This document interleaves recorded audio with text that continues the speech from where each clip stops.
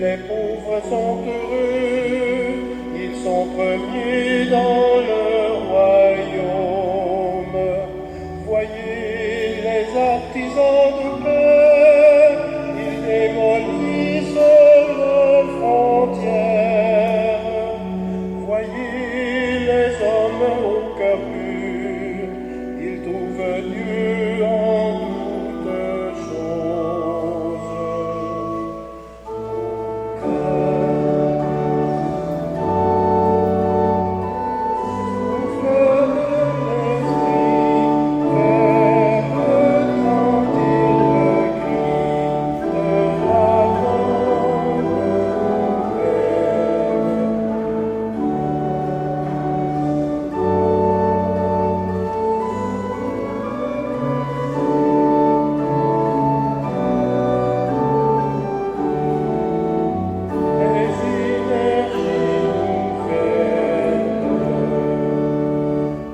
Voyez les affamés de Dieu, ils font régner toute justice. Voyez les amoureux de Dieu, ils sont amis de tous les hommes. Voyez ceux qui ont foi en Dieu, ils font que dansent les montagnes.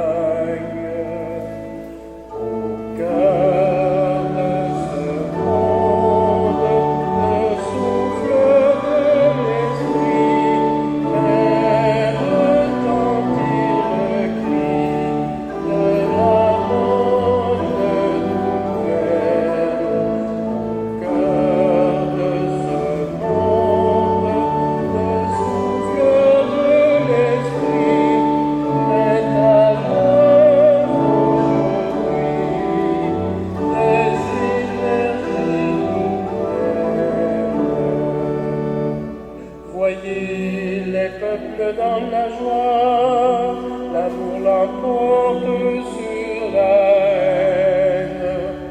Voyez les faibles sont choisis, les orgueilleux n'ont plus de trône. Voyez les doux qui sont vainqueurs, ils ont la force des colombes.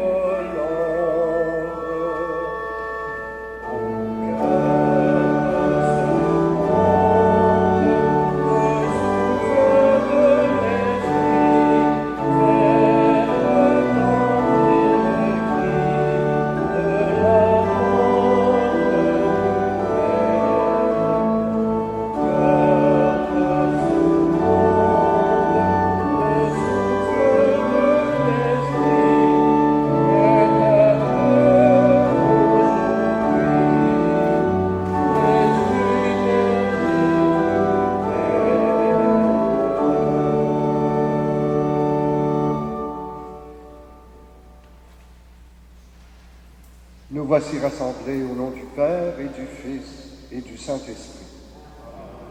La grâce de Jésus notre Seigneur, l'amour de Dieu notre Père et la communion de l'Esprit Saint soient toujours avec vous. Voilà, c'est dimanche, nous répondons à la convocation que le Seigneur fait de son peuple pour que nous puissions renouveler cette alliance nouvelle qu'il a établie en son Fils Jésus, mort et ressuscité.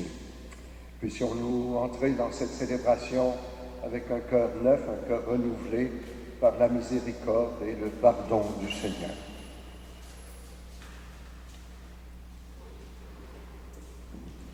Seigneur Jésus, sagesse éternelle du Père, venue en notre chair, prends pitié de nous. Ô Christ, par ta mort, tu as réconcilié l'humanité avec son Créateur. Prends pitié de nous. Seigneur ressuscité, tu as fait de nous les membres de ton corps. Prends pitié de nous. Que Dieu Tout-Puissant nous fasse miséricorde, qu'il pardonne nos péchés et nous conduise à la vie éternelle. Amen.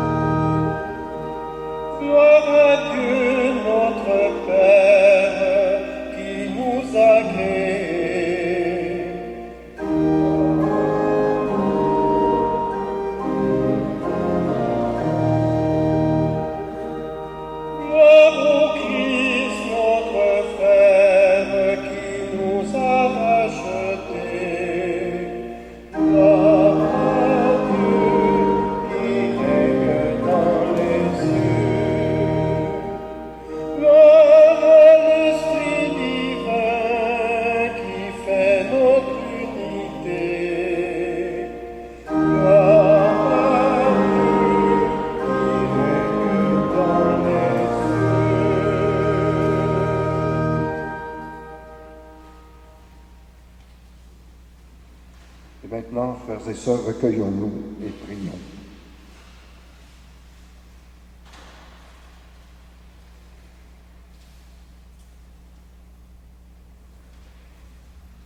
Dieu qui montre aux égarés la lumière de ta vérité pour qu'ils puissent reprendre le bon chemin, donne à tous ceux et celles qui se déclarent chrétiens de rejeter ce qui est indigne de ce nom et de rechercher ce qui lui fait honneur. Nous te le demandons par Jésus-Christ, ton Fils, notre Seigneur et notre Dieu, qui règne avec toi et le Saint-Esprit, Dieu pour les siècles des siècles. Amen.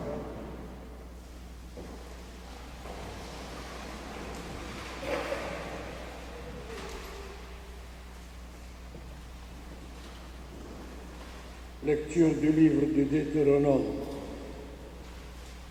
Moïse disait au peuple d'Israël: écoute la voix du Seigneur ton Dieu en observant ses ordres et ses commandements inscrits dans ce livre de la loi. Reviens au Seigneur ton Dieu de tout ton cœur et de toute ton âme, car cette loi que je te prescris aujourd'hui n'est pas au-dessus de tes forces, ni hors de ton attente. Elle n'est pas dans les cieux pour que tu dises: qui montera aux cieux nous la chercher et nous la faire entendre, afin que nous la mettions en pratique. Elle n'est pas au-delà des mers pour que tu dises: qui se rendra au-delà des mers nous la chercher et nous la faire entendre, afin que nous la mettions en pratique. Elle est toute près de toi. Cette parole, elle est dans ta bouche, dans ton cœur, afin que tu la mettes en pratique. Parole du Seigneur.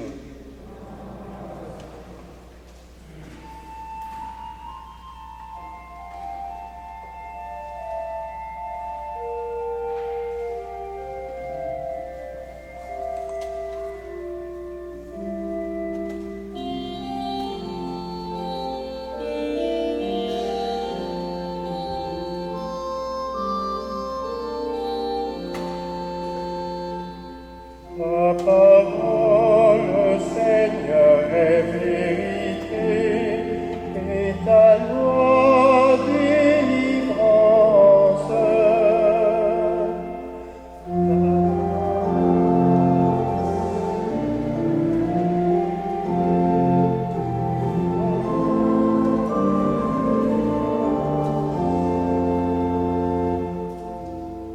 La loi du Seigneur est parfaite, qui redonne vie.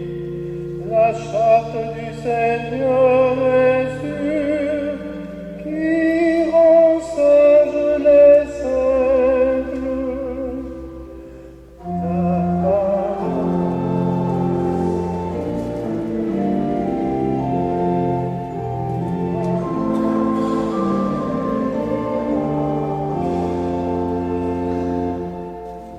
Les préceptes du Seigneur sont droits, ils réjouissent le cœur. Le commandement du Seigneur est limpide, il clarifie le regard.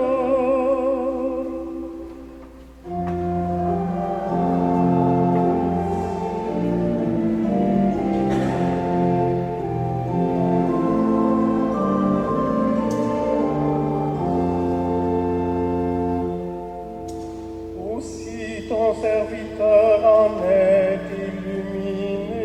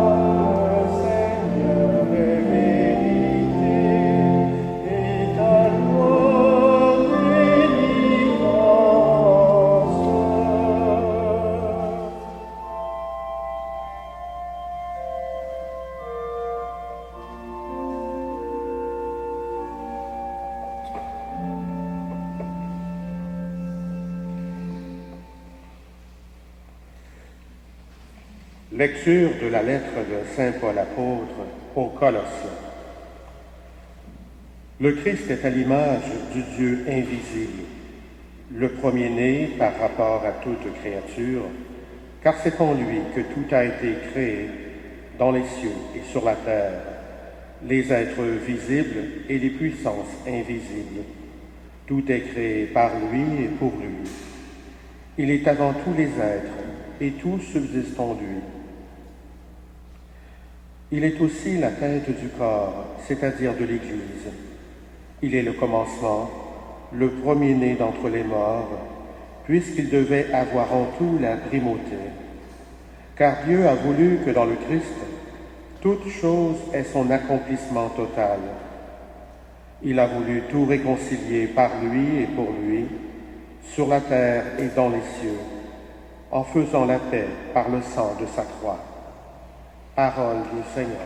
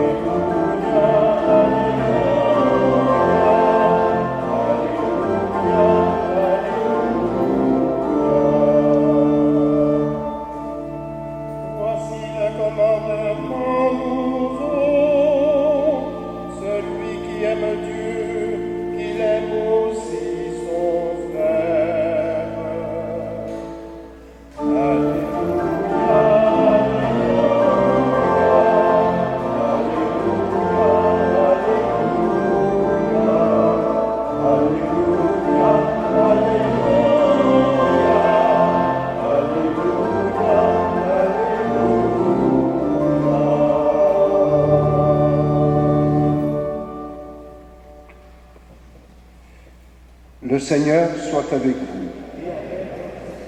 Évangile de Jésus-Christ selon saint Luc.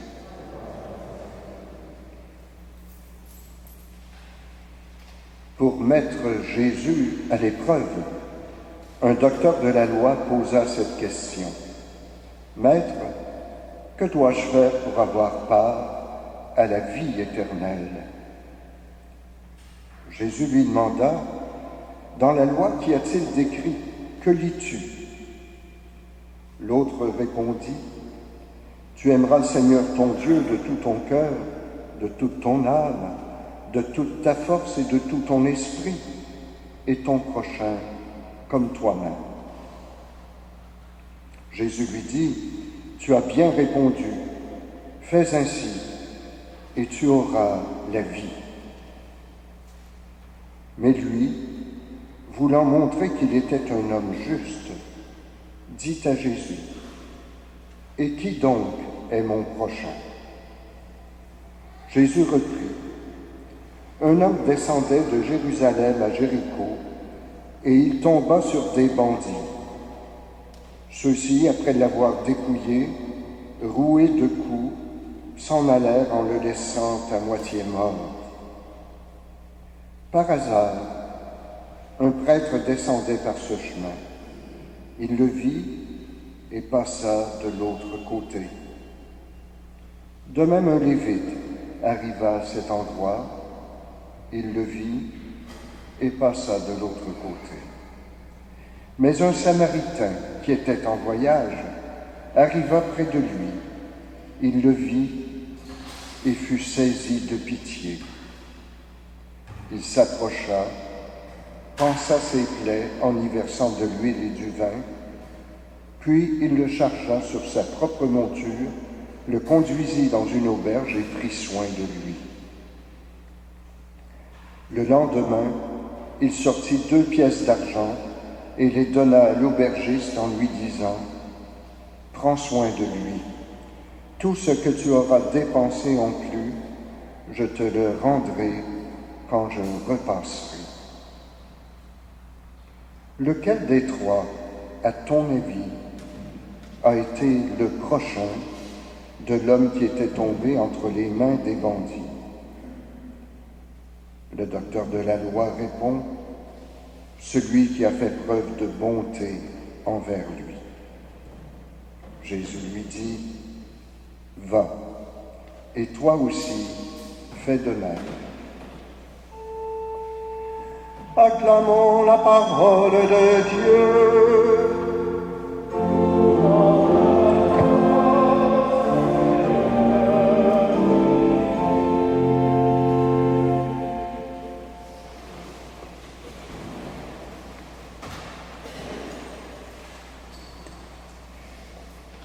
Un docteur de la loi interroge Jésus pour le mettre à l'épreuve. J'aime beaucoup, pour ma part, ces passages où on veut mettre Jésus à l'épreuve dans les évangiles. Il nous révèle, la plupart du temps, la grande intelligence de Jésus et puis sa sagesse aussi. Mais plus profondément, il nous révèle le visage de Dieu son Père à travers ses gestes et ses paroles. Donc, ce docteur de la loi interroge Jésus. Une première question, que faut-il faire pour avoir la vie éternelle? Jésus ne se laisse pas piéger. Il lui renvoie la question. Dans la loi, qu'y a-t-il d'écrit? Après tout, c'est un docteur de la loi. Et de fait, il répond à la perfection. Jésus ajoute, fais ainsi et tu auras la vie éternelle, bien sûr. Un premier piège d'éviter. Mais alors le docteur de la loi pousse plus loin sa question et risque d'embêter Jésus. Et donc, dit-il, qui est mon prochain? Cette question peut nous paraître étrange, peut-être même inutile. Tout le monde sait qui est son prochain. Mais il faut situer cette question dans la perspective légaliste de ce docteur de la loi. Certaines prescriptions de la loi pouvaient sembler difficiles à interpréter et parfois même contradictoires en certaines circonstances. L'amour de Dieu et l'amour du prochain sont-ils à mettre sur un même pied?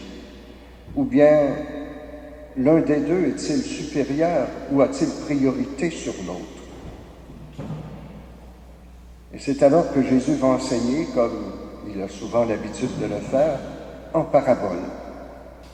Et cette parabole va précisément mettre en jeu les deux commandements de l'amour de Dieu et le respect dû au temple de Jérusalem et au culte qu'on doit rendre à Dieu, et d'autre part, le commandement de l'amour du prochain.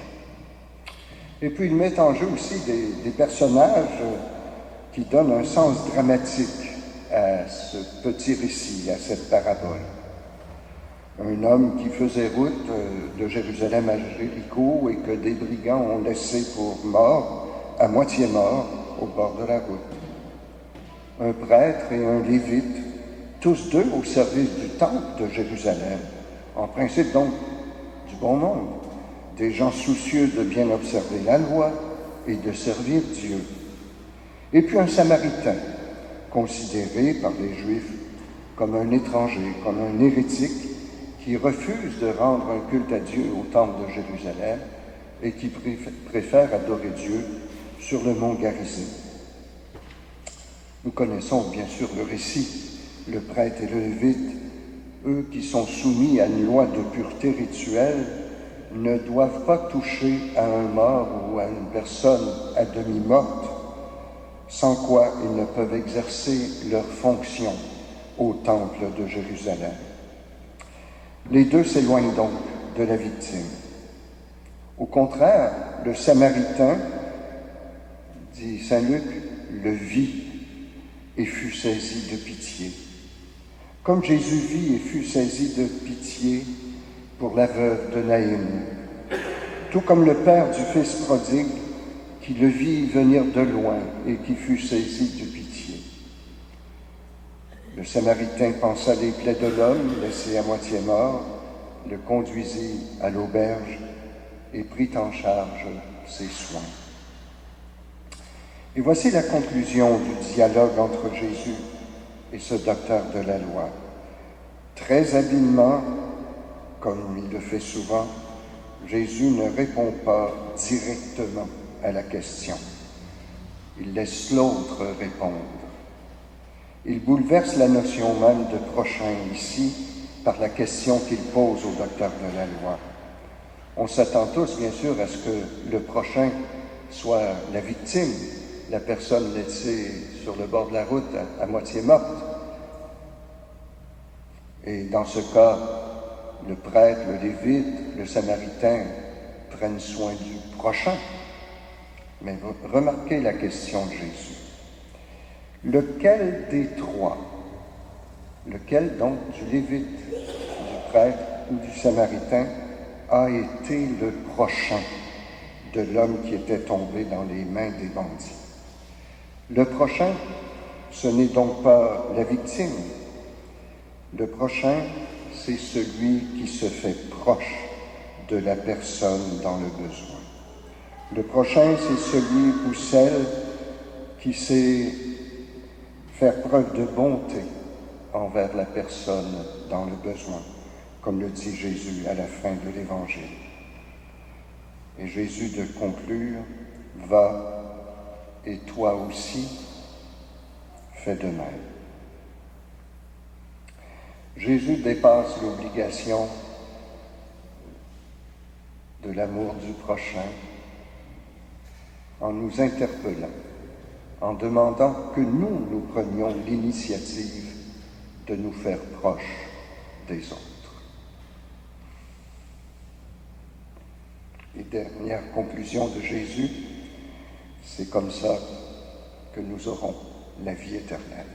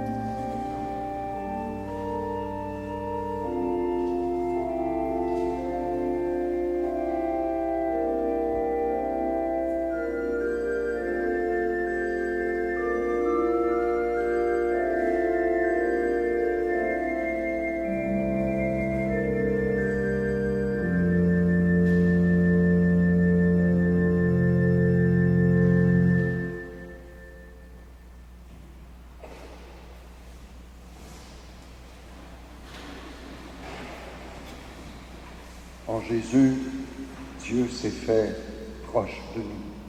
Il s'est fait notre prochain.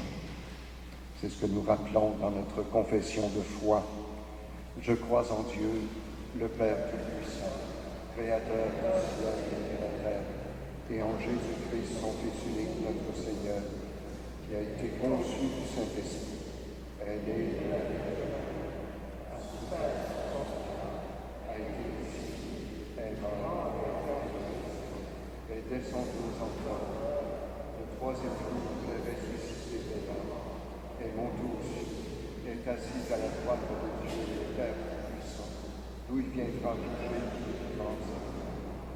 Je crois en Christ, à la Sainte Église catholique, à la communion des saints, à la rémission des péchés, à la résurrection de la chair, à la vie éternelle. Amen. Dans la parabole du bon samaritain, le Christ nous enseigne qu'il n'y a pas de limite à aimer comme lui. Prions-le donc au nom de nos frères et sœurs du monde entier. Prions pour les femmes et les hommes engagés dans une relation amoureuse. Que leur exemple soit un signe de la proximité de Dieu Seigneur, nous t'en prions. Dieu de tendresse, souviens-toi de nous.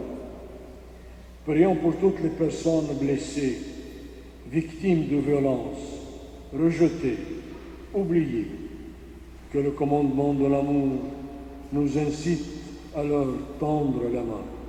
Seigneur, nous t'en prions. Dieu de tendresse, souviens-toi de nous. Prions pour tous les disciples du Seigneur Jésus, qu'ils approfondissent toujours davantage leur lien à l'Église, corps du Christ. Seigneur, nous t'en prions. Dieu de tendresse, souviens-toi de nous. Nous continuons de prier pour la paix et la justice, particulièrement dans les pays les plus tourmentés par des guerres civiles, la Syrie, l'Égypte. Plus près de nous, nous prions pour les gens de Lac-Mégantic et les victimes de cette tragédie. Nous confions, Seigneur, aussi toutes nos intentions personnelles.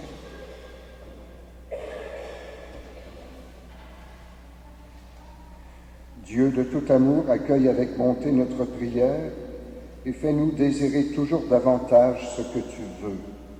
Par Jésus, ton Fils, premier-né d'entre les morts et vivant pour les siècles des siècles. Amen.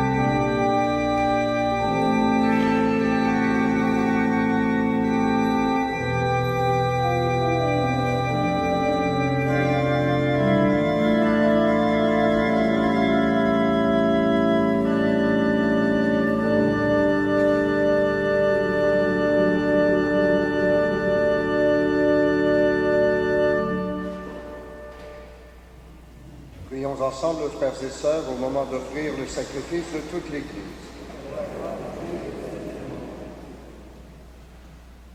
Regarde, Seigneur, les dons de ton Église en prière. Accorde à tes fidèles qui vont les recevoir la grâce d'une sainteté plus grande. Par Jésus, le Christ, notre Seigneur.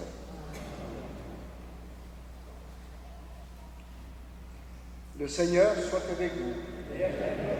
Élevons notre cœur et rendons grâce au Seigneur notre Dieu. Vraiment, il est juste et bon de te rendre gloire, de t'offrir notre action de grâce toujours et en tout lieu. À toi, Dieu fidèle, Père des miséricordes. Car tu nous as donné ton Fils Jésus, le Christ, notre Seigneur et notre frère. Il a manifesté son amour pour les petits et les pauvres, pour les malades et les pécheurs. Il s'est fait le prochain des opprimés et des affligés. Sa parole et ses actes ont annoncé au monde que tu es vraiment un Père et que tu prends soin de tes enfants. C'est pourquoi avec les anges et tous les saints, nous te louons et nous te bénissons nous chantons l'hymne de ta gloire et sans fin nous proclamons.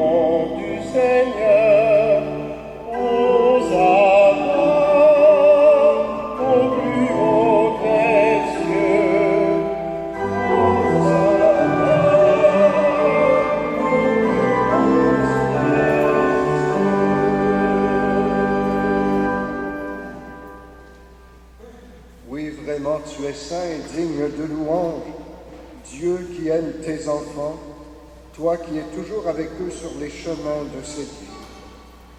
Vraiment, ton Fils Jésus est béni, lui qui se tient au milieu de nous quand nous sommes réunis en son nom. Comme autrefois pour ses disciples, il nous ouvre les Écritures et nous partage le pain. Maintenant donc, Père de toute grâce, nous t'en prions, envoie ton Esprit Saint, afin qu'il sanctifie nos offrandes, que ce pain et ce vin deviennent pour nous le corps et le sang du Christ notre Seigneur.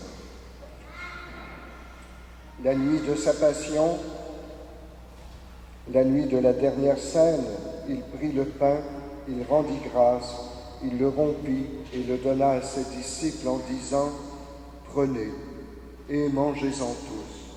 Ceci est mon corps livré pour vous. »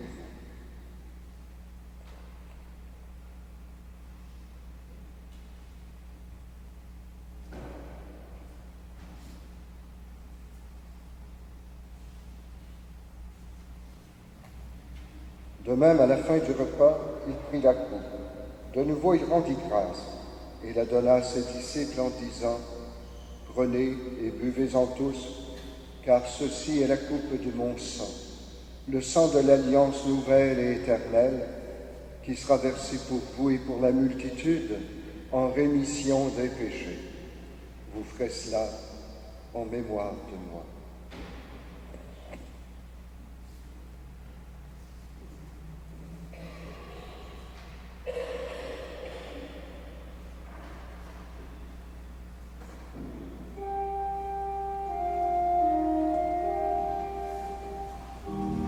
Quand nous mangeons ce pain et buvons à cette coupe, nous célébrons le mystère de la foi.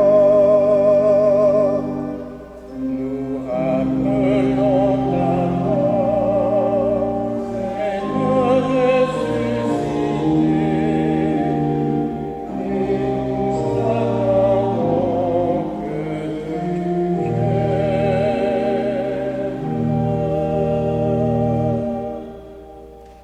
Voilà pourquoi, Père très saint, faisant ici mémoire de ton Fils, le Christ, notre Sauveur, que tu as conduit par la passion et la mort sur la croix à la gloire de la résurrection, pour qu'il siège à ta droite, nous annonçons ton œuvre de grâce jusqu'au jour où il viendra, et nous t'offrons le pain de la vie et la coupe du salut.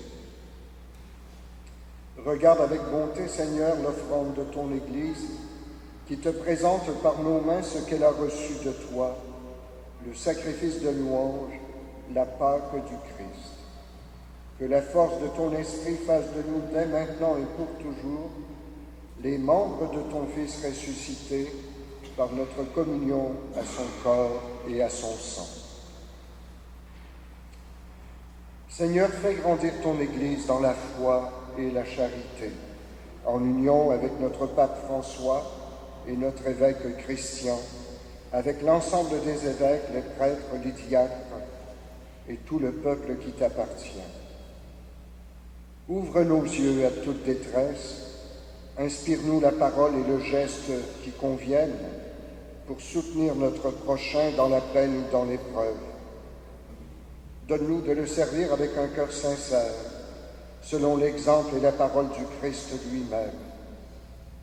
Fais de ton Église un lieu de vérité et de liberté, de justice et de paix, pour que l'humanité tout entière renaisse à l'espérance.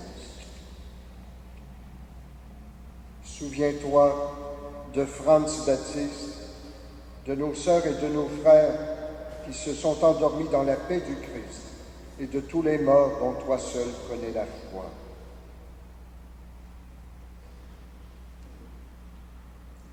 Donne-leur de contempler la clarté de ton visage et conduis-les par la résurrection à la plénitude de la vie.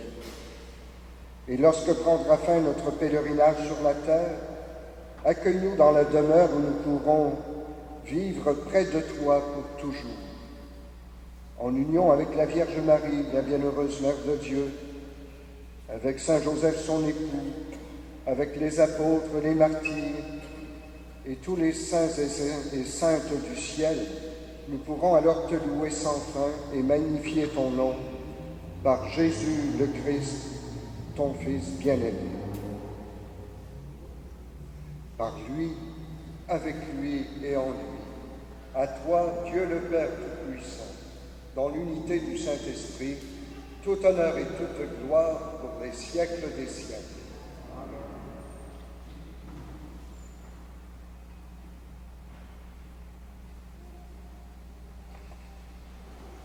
Au moment de nous approcher de la table du Seigneur, nous prions comme Jésus lui-même nous l'a enseigné. Notre Père, que ton nom soit saint, que ton règne vienne, que ta volonté soit faite sur la terre comme au ciel. Donne-nous aujourd'hui notre pain quotidien. Pardonne-nous nos offenses, comme nous pardonnons aussi à ceux qui nous ont offensés. Et ne nous soumets pas à la tentation, mais délivre-nous du mal, car c'est à toi qu'appartiennent le règne, la puissance et la gloire pour les siècles des siècles. Seigneur Jésus-Christ, tu as dit à tes apôtres, je vous laisse la paix, je vous donne ma paix. Ne regarde pas nos péchés, mais la foi de ton Église, pour que ta volonté s'accomplisse. Donne-lui toujours cette paix. Conduis-la vers l'unité parfaite, toi qui règnes pour les siècles des siècles, et que cette paix qui nous vient du Seigneur soit toujours avec vous.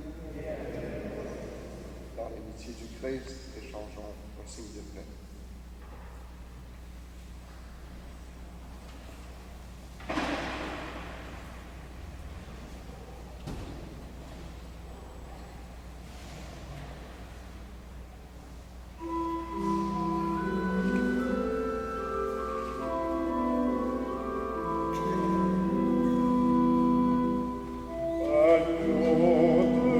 Dieu qui enlève le péché,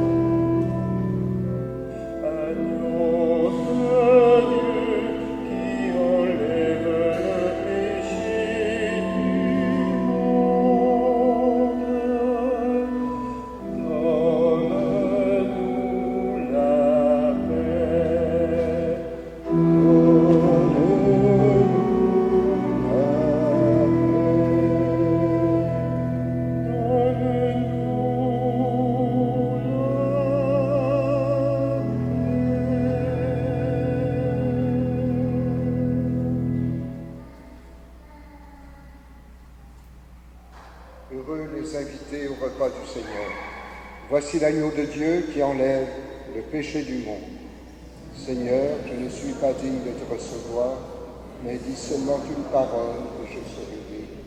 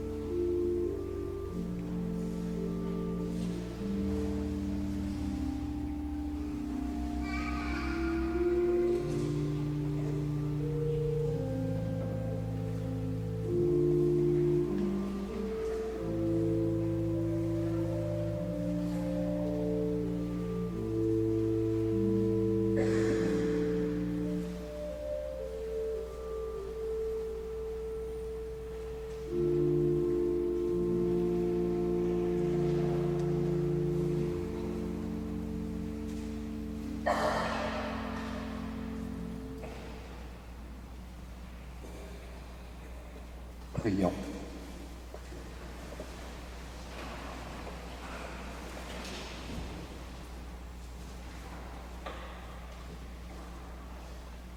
Nourris de ton Eucharistie, nous te supplions, Seigneur, chaque fois que nous célébrons ce mystère, fais grandir en nous ton œuvre de salut.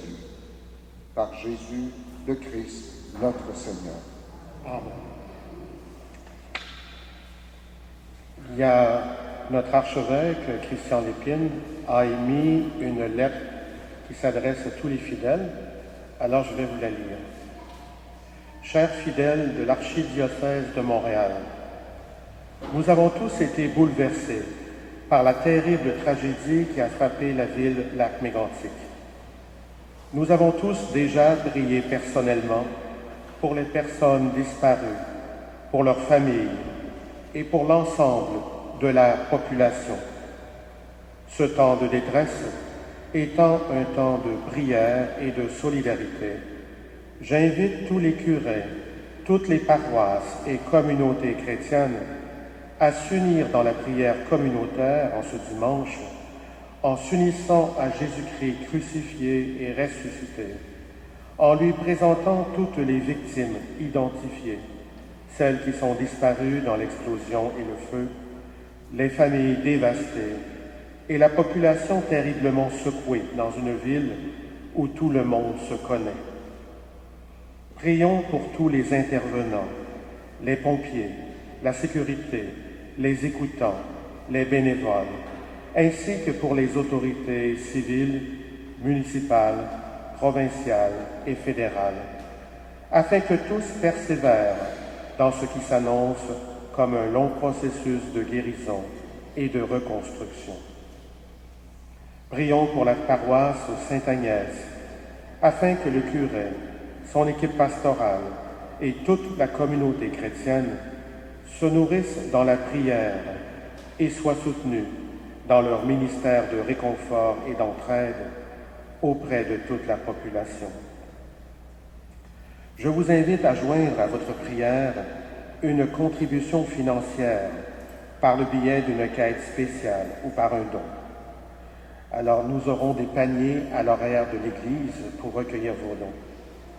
Ceux et celles qui désireraient un reçu d'impôt, alors il y aura des enveloppes ici à l'avant et vous pourrez faire parvenir à l'archevêché de Montréal au nom de la CACRM avec référence Lac-Mégantic, et le diocèse vous fera parvenir un don, un reçu pour fin d'impôt aux donateurs et enverront le fruit de votre générosité au Fonds de solidarité Lac-Mégantic qui vient d'être créé par le diocèse de Sherbrooke pour les besoins pastoraux, spirituels et humains des personnes frappées par ce drame. La parole de Dieu de ce dimanche nous présente le bon Samaritain qui a su se faire proche d'un blessé. Par la prière et la solidarité, faisons-nous proches d'une ville gravement blessée, de sa population, de ses familles et de tous ceux et celles qui ont perdu un être cher. J'invoque Notre-Dame des Douleurs pour que par son intercession, le Seigneur Jésus mette un baume dans le cœur qui vive l'insupportable. Et c'est signé Christian Lépine.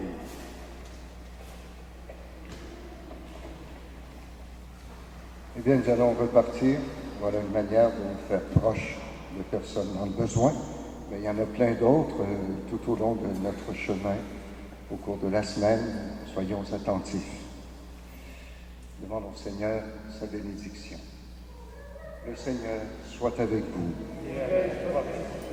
Que Dieu Tout-Puissant vous bénisse et vous garde, le Père, le Fils et le Saint-Esprit.